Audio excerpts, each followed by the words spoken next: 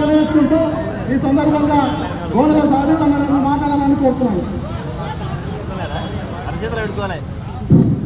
జై శ్రీరామ్, జై శ్రీరామ్.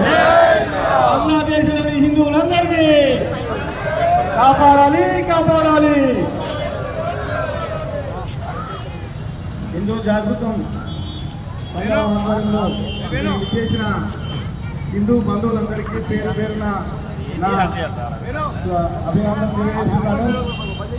ఈరోజు ఇలాంటి కార్యక్రమం బంగ్లాదేశ్లోని హిందువుల అందరినీ అక్కడ ఉన్నటువంటి నిజానికి సంబంధించిన వారు చిత్రహింసలకు గురిచేసి అమానవీయ సంఘటనలకు పాల్పడుతూ హత్యలు, మానభంగాలు, హిందువుల యొక్క ఆస్తులను కూడా ధ్వంసం చేయడం జరుగుతుంది. అయితే హిందువులందరూ ప్రపంచంలో ఎక్కడున్నా మన హిందూ జాతికి మనమందరం మన యొక్క మద్దతు తెలపాల్సిన అవసరం ఎంతైనా ఉంది. మద్దతుతో పాటు ఎన్ని రకాల ఇబ్బందులు ఎదురైనా మన హిందువులందరినీ మనం కాపాడుకోవాలంటే మొట్టమొదటిగా హిందువులందరూ ఐకమత్యంతో ఉండాలి. ఐకమత్యమే మహాబలం. ఇది చిన్నప్పటి నుంచి గురువులు అందరూ చెప్తూనే ఉన్నారు, కానీ మనం పాటించడానికి కొంత సమయం పడుతుంది.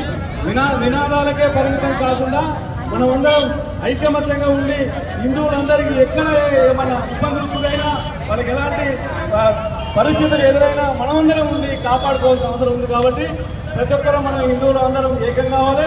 ఏకంతో పాటు మనల్ని ఎవరైనా ఇబ్బంది పెడితే మన ప్రజల్ని పరిగణించడానికి కూడా ప్రతి ఒక్కరూ ముందుకు రావాలని ఈ సందర్భంగా తెలియజేస్తూ నాకు ఇచ్చిన అవకాశం.